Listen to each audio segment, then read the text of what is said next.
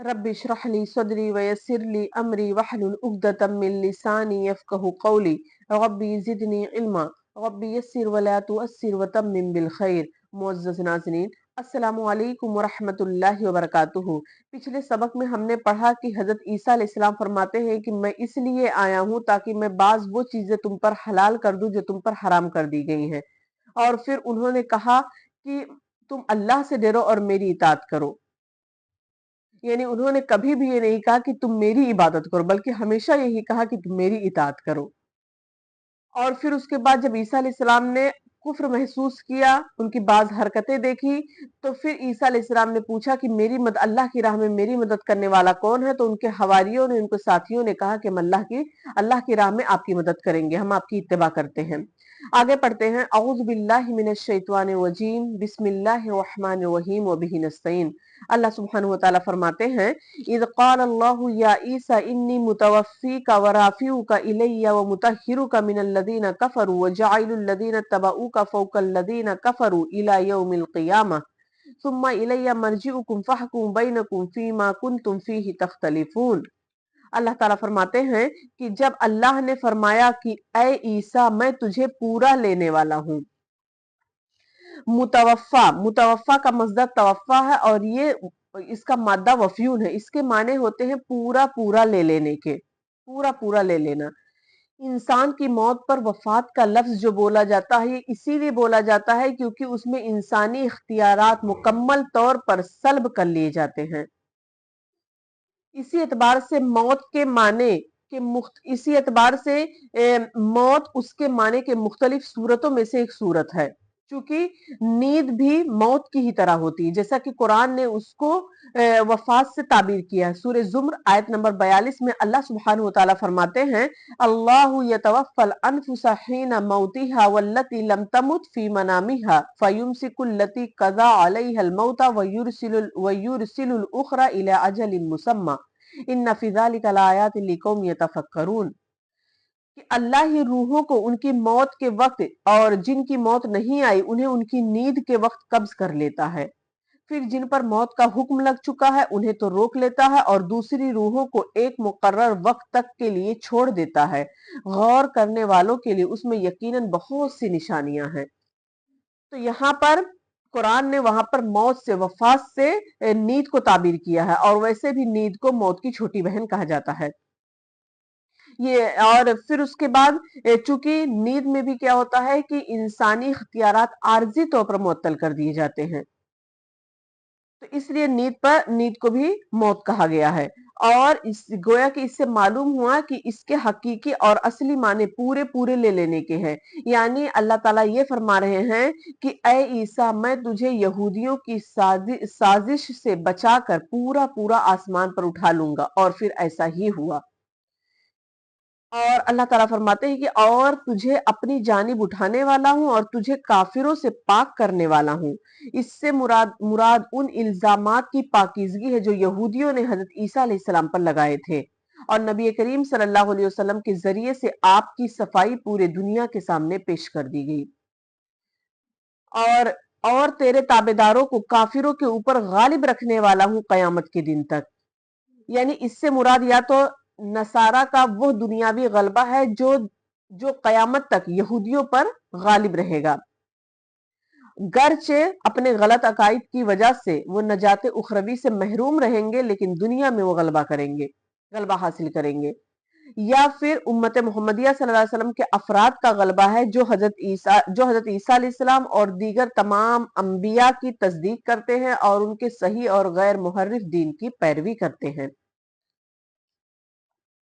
फिर तुम सबका लौटना मेरी ही तरफ और मैं ही तुम्हारे आपस के तमाम तर इख्तिलाफात का फैसला करूंगा। यानी अल्लाह ताला फरमाते हैं कि तुम सब दुनिया में कितने भी साल रह लो, 100 साल, 80 साल, 75 साल, 60 साल, कितने भी साल तुम दुनिया में रह लो, आखिर लौट कर तो तुम्हें हमारी ही तरफ आना है। और फिर तुम जो दुनिया में इख्तिलाफात कर रहे थे उसका फैसला हम कर देंगे। और आगे अल्लाह ताला फरमाते हैं, फ़अम्मल लज़ीना कफ़रू फ़उअज़्ज़िबुहुम अज़ाबन शदीदन फ़िद दुनिया वल आखिरति वमा लहुम मिन नासिरीन। کہ پھر کافروں کو تو دنیا اور آخرت میں سخت عذاب دوں گا اور ان کا کوئی مددگار نہ ہوگا. یعنی اللہ تعالیٰ فرماتے ہیں کہ جنہوں نے کفر کیا تو میں انہیں دنیا میں بھی سزا دوں گا اور آخرت میں تو ان کو سزا مل کر ہی رہے گی اور سزا بھی دردناک سزا ہوگی کہ انہوں نے کبھی سوچا بھی نہیں ہوگا کہ یہ بھی کوئی سزا ہوتی ہے. اتنی دردناک اللہ تعالیٰ سزا دیں گے.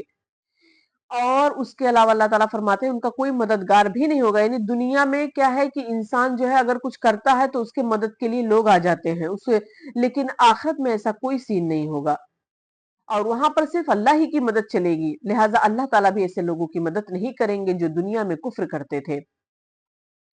وَأَمَّا الَّذِينَ آمَنُوا وَعَمِلُوا الصَّالِحَاتِ فَيُوَفِّيهِمْ أُجُورَهُمْ وَاللَّهُ لَا يُحِبُّ الظَّالِمِينَ. لیکن ایمان والوں اور نیک اعمال والوں کو اللہ ان کا ثواب پورا پورا دے گا اور اللہ ظالموں سے محبت نہیں کرتا ہے. یعنی جو لوگ ایمان کے ساتھ عمل بھی رکھتے ہیں تو اللہ تعالیٰ ان کو پورا پورا اجر دیں گے اور اللہ تعالیٰ کے فرماتے ہیں کہ اللہ تعالیٰ ظالموں سے محبت نہیں کرتے. یعنی جو ظلم کرتا اللہ تعالیٰ ان سے محبت نہیں کرتے ہیں. ذالک نتلوہ علیک من الآیات والذکر الحکیم. یہ جس سے ہم آپ کے سامنے پڑھ رہے ہیں یہ آیتیں ہیں اور حکمت والی نصیحت ہیں. یعنی اللہ تعالیٰ فرماتے ہیں جو قرآن ہم فرشتے کے ذریعے سے اے نبی آپ تک پہنچا رہے ہیں تو یہ آیتیں ہیں, یہ اللہ کی نشانیاں ہیں اور یہ حکمت والی نصیحت ہے. اس میں جو نصیحت دی گئی ہے اس میں بھی حکمت ہے, پوشیدہ ہے. اور آگے اللہ تعالیٰ فرماتے ہیں ان مثل عیسی عند اللہ کمثل آدم خلقہ من تراب ثم قال له کن فیکون.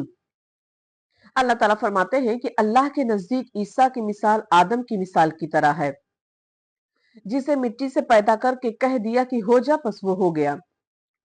یہاں پر اللہ سبحانہ وتعالیٰ فرماتے ہیں کہ عیسیٰ علیہ السلام کی مثال بھی بالکل آدم علیہ السلام کی مثال کی طرح ہے.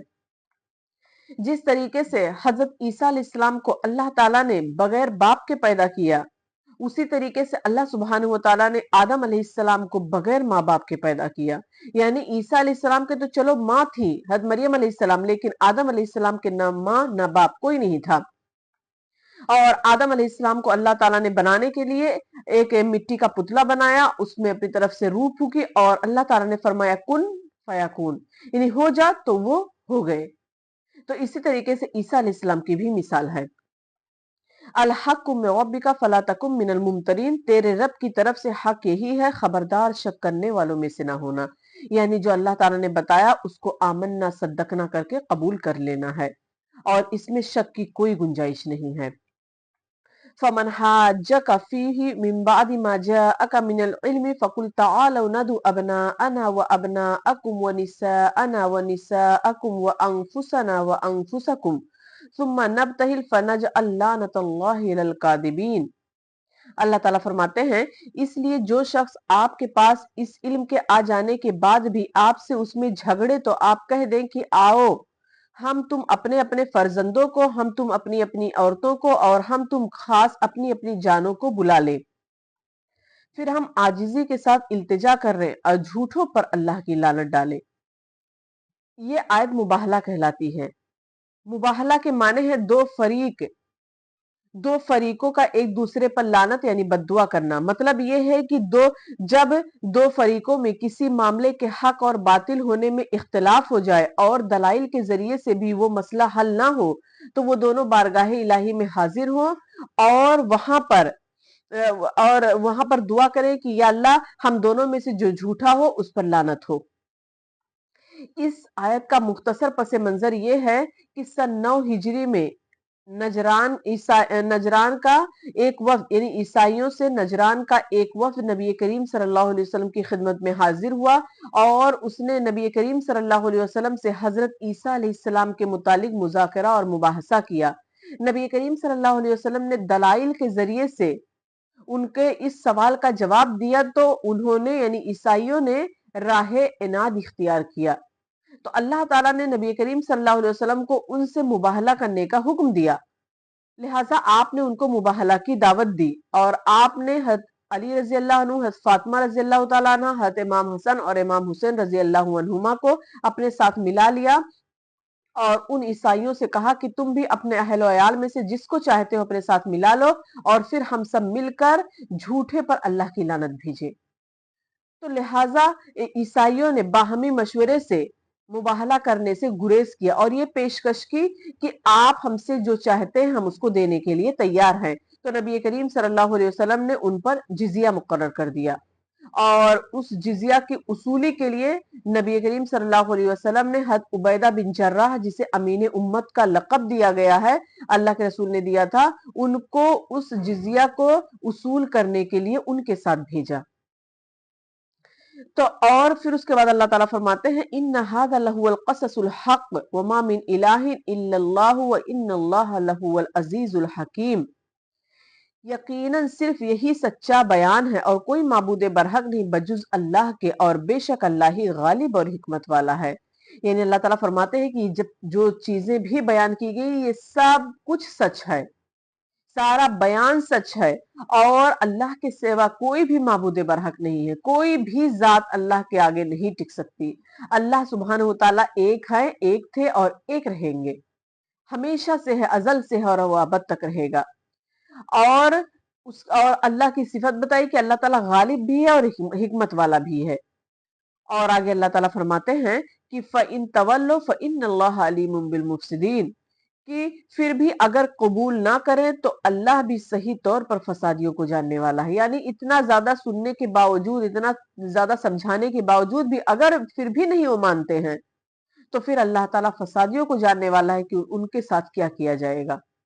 आखिर में अल्लाह ताला से दुआ है कि अल्लाह ताला हमें कुरान को पढ़ने, सुनने और उस पर अमल करने की, कुरान को समझने की तौफीक अता फरमाए, खात्मा बिल खैर करे और मरते दम कलमे शहादत नसीब करे। आमीन। वाखिर दावाना अनिल हम्दुलिल्लाहि रब्बिल आलमीन। वस्सलामु अलैकुम व रहमतुल्लाहि व बरकातुहू।